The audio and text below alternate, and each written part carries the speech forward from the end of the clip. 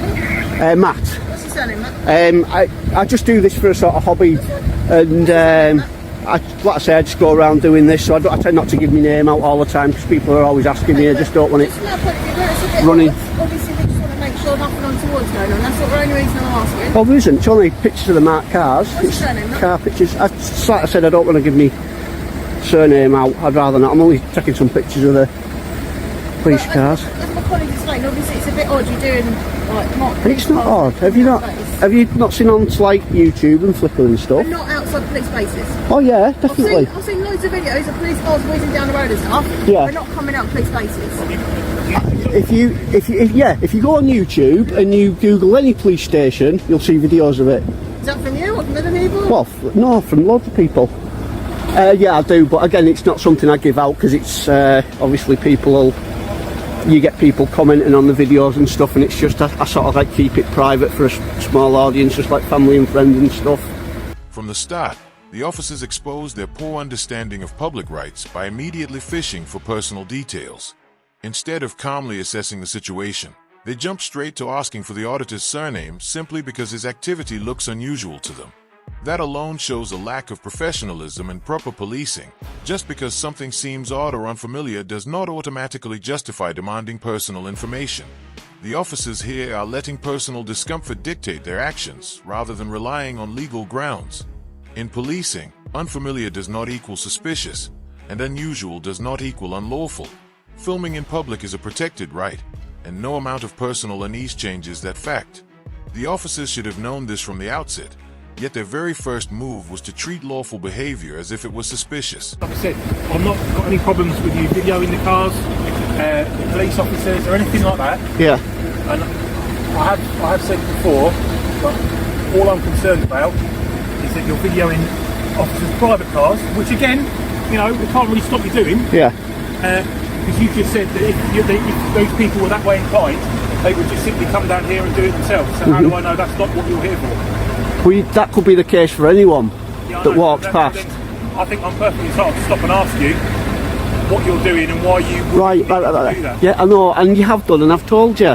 This is what I'm saying. But we're trying to obviously make sure nothing untoward's happening. How- Giving me your surname. How can anything untoward happen? I mean, are you deliberately after confrontation with the police? Is that If I was after confrontation with the police, I'd be giving you hell now. So, no, obviously not. I've not said you're breaking any laws or anything like that. I've not asked you to stop. I've not tried to... No, that, yeah, but if you say that I'm after confrontation, I'd admit, I'd like to say I wouldn't be being civil with you, I'd just tell you to bugger off sort of thing. What the officer completely fails to grasp is that the auditor's willingness to explain his actions and calmly interact is the very opposite of confrontation. In fact, the auditor is behaving exactly as you'd expect from someone who knows is within his rights: open, transparent, and cooperative. The real issue lies in the officer's skewed mindset. He starts from a preconceived assumption that anyone filming police property must have malicious intent. Instead of appreciating the auditor's civil and measured approach, he immediately interprets it as hostility, simply because he's uncomfortable being filmed. This is where the professionalism breaks down. Biased thinking like this doesn't just undermine the interaction, it undermines public accountability itself. Officers should recognize that civility and transparency are signs of confidence in one's rights, not evidence of confrontation. All I'm saying is, from my point of view, I don't understand why you would want a video. I mean, the marked cars, like I said, is fine. Yeah. Just making sure you're not videoing private officers' cars. That's all. You can't make sure of that though, can you? Well, all right, I can't stop you doing it. No. Right, I've said I'm not going to. I've no reason to. But you won't show me that you've Well, not been... I'm recording at the moment. No, I can't stop my video. I give you my word, I will not get any, even if they're really nice cars, I will not put them on. And if there is any by accident, I will blur the number plates out. I'll do this with other people if they say, because a lot of them do have concerns about private cars and things. And I say, yeah, no problem, I can understand that. I can blur it out. People that would want to maybe cause us harm and stuff like that, and you know, it's just not... I get your concerns with it, yeah. But you've got my word, no private vehicles will go on the internet or anything like that, or not even on my own camera, regardless.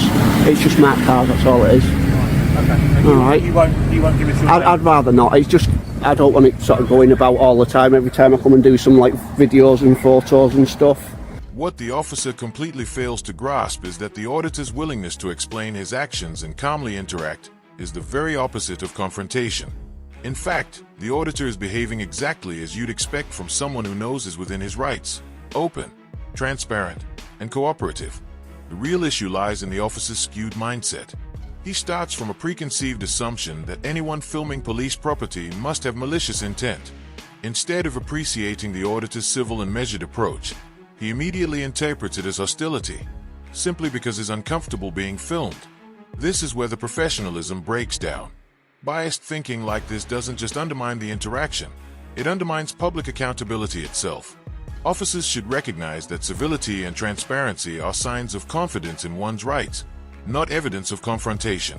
Have you had no one down at this one before doing videos and stuff, or pictures? So, I'll be honest, we have had people down here. All right, yeah. And sometimes these people are fixated people, so they may have mental health problems, they may be obsessed with the police, Yeah. they may wish to do police officers harm. These people's temper, people's mood can change, people don't like being stopped and spoken to. So this I think you've worked that out with a pair of yous that I'm perfectly all right and I don't mind being spoken to. I don't know you at all. I know the border police have stopped someone out here who was armed with a knife, and he had come down here specifically to cause harm to the police, which is why we're speaking to you now, to make sure you're not one of these fixated people who's going to do us harm. Definitely not. But I say, I've explained what I'm doing. I'm just here to take pictures and some videos of the marked cars leaving, and that's it. So. This response from the officer is incredibly revealing and, frankly, disturbing.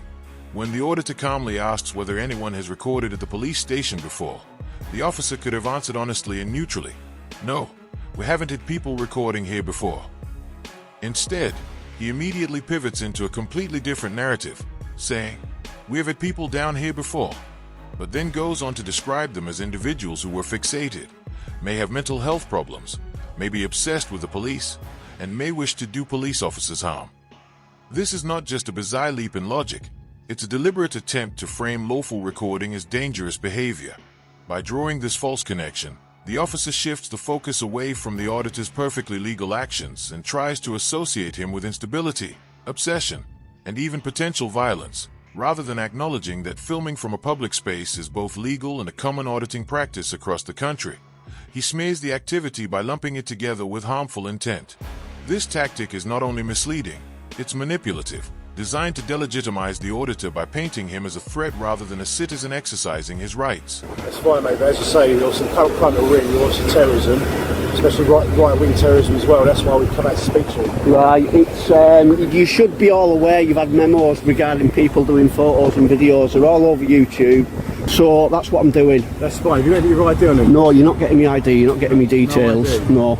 And even if I did, you wouldn't be getting why it. is that, though? Because you're not entitled to it. We'll just do this a bit more. Was I alright with you about it, you two? I was perfectly fine, wasn't I? You were perfectly fine. Explained everything, yeah. I even helped the chap who got stuck in there. Got myself grazed knees, guys. Yeah. So what's your first name? Sorry. Matt. Matt. Yeah. The issue we've got, Matt, is you've travelled all the way from north. It doesn't matter where I've travelled from. It doesn't matter if I've travelled from. It doesn't matter if I've travelled from France to do it. I can understand why it brought you to here. It doesn't matter.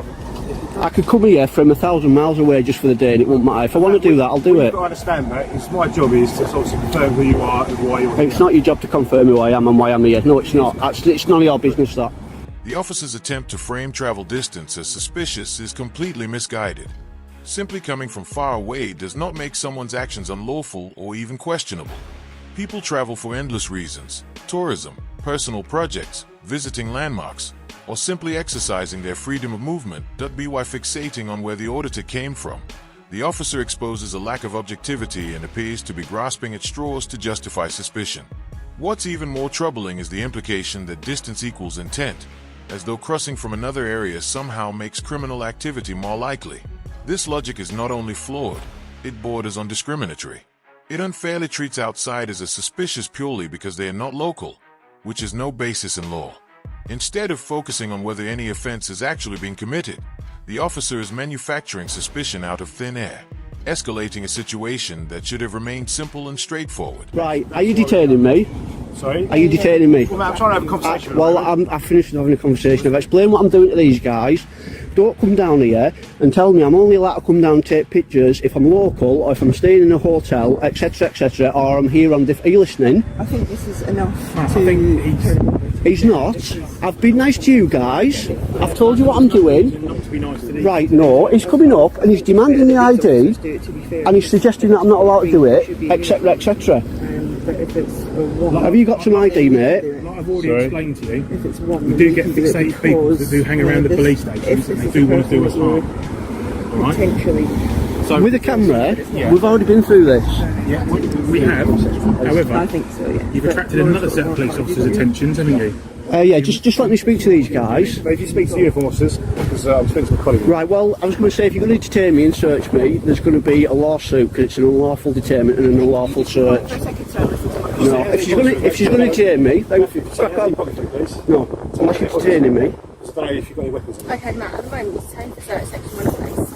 After all the explanations and the auditor clearly outlining his rights, the officers still decide to detain and search him under Section 1 of PACE.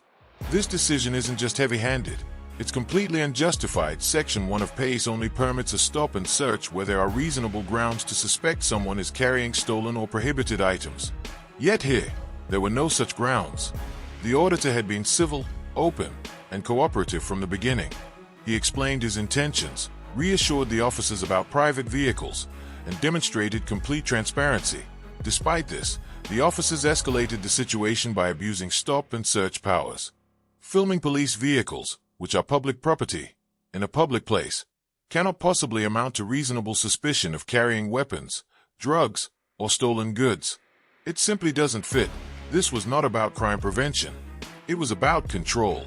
The misuse of PACE in this way exposes how far some officers are willing to stretch their authority when they don't get voluntary compliance. Instead of protecting rights, they weaponize legislation to suppress them, eroding public trust in the process. The reason you're detained for research is because we've seen you observing. You said you're filming cars, yet you're watching, after telling us you're filming cars, you're watching the passenger gate. I also suspect you might be the same person that's been, information has suggested they've been outside police spaces before. So I'm searching you for weapons. My name's PC Winkworth, I'm from Chadwell Heath Traffic Garage. In the search, you're entitled to a copy of the search record. Are you okay with a search by myself, or would you like a male officer to conduct the search? Excellent. Say that, my name's Peter McDarby. Okay, I've got Chadwell warrant card. I've got to come back to the outside, okay? I'm just going to undo your top there. You've got a t-shirt underneath. Just going to feel around your waistband. I'm not dropping your pants or anything like that. Just feeling around it, okay? Could you turn around for me, please, Matt? Thank you. Don't just turn it on. Matthew, for future reference, when officers speak to you, if you just obviously give them all your details. I don't have to give him me details, pal. I'm saying, Matthew, so it's better for you. So if you're Right. going to record outside police stations, just give them all your details. I'm not going to be giving any of my details. I don't have to. What did you say your name was again, or your number? McDarby. Right, you're going to be getting spoken to about this. This statement from the officer is absolutely outrageous and highlights a dangerous misunderstanding of citizens' rights. After completing the search and, unsurprisingly, finding nothing, the officer tells the auditor, for future reference, when officers speak to you, give them all your details. Not only is this incorrect, it is deeply concerning. In the UK, members of the public are under no legal obligation to provide personal details to the police unless very specific conditions are met, such as being lawfully detained under suspicion of a crime, being issued a fixed penalty notice, being subject to Section 50 of the Police Reform Act, antisocial behavior, or while driving a vehicle. None of those circumstances applied here. The auditor was engaged in a lawful activity, filming marked police vehicles from a public space. There was no crime, no disorder, and no justification for demanding ID. For the officer to suggest that citizens should always hand over their personal information on request is not just false, it is a form of misinformation that erodes public freedoms even worse. The fact that the search produced nothing proves their suspicion was baseless from the start. Instead of acknowledging this, the officer doubled down by spreading misleading advice designed to normalize unlawful compliance. This kind of rhetoric is dangerous because it conditions the public into believing they must surrender their rights whenever confronted by authority, even when the law says otherwise. That was an unlawful search. It was.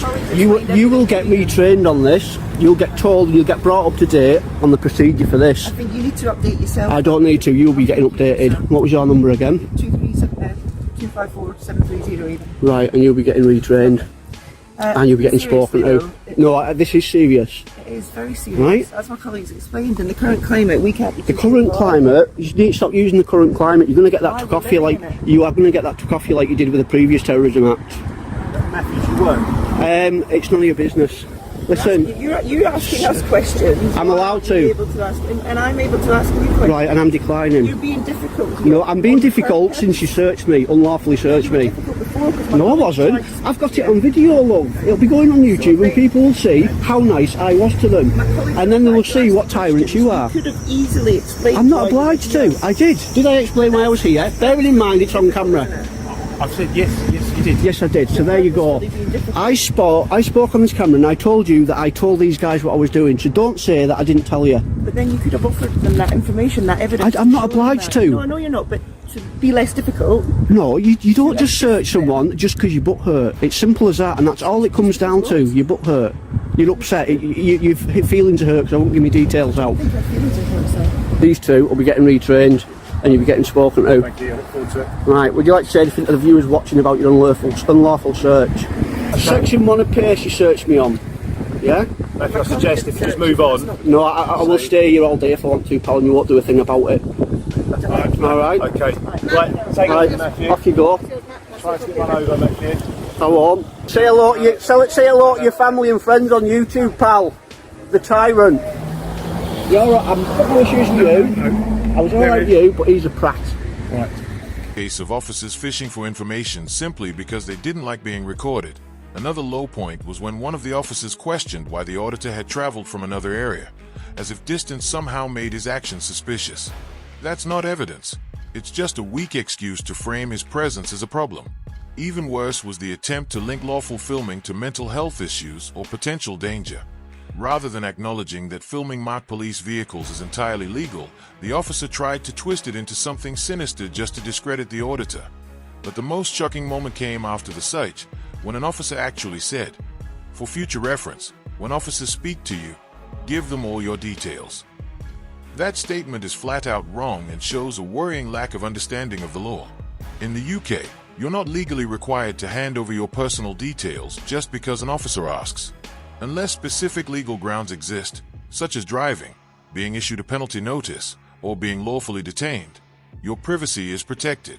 For an officer to say otherwise after finding nothing illegal only highlights how desperate they were to justify their actions. This entire encounter could have been resolved quickly if the officers had respected the auditor's right to film and actually listened to his explanation. Instead, they let bias and assumption drive their response, leading to an unnecessary detention and an unlawful search. The auditor, knowing his rights, stood firm and refused to be intimidated. And in the end, the officers exposed themselves as the ones who didn't know how to handle lawful public accountability. That's it for today's video.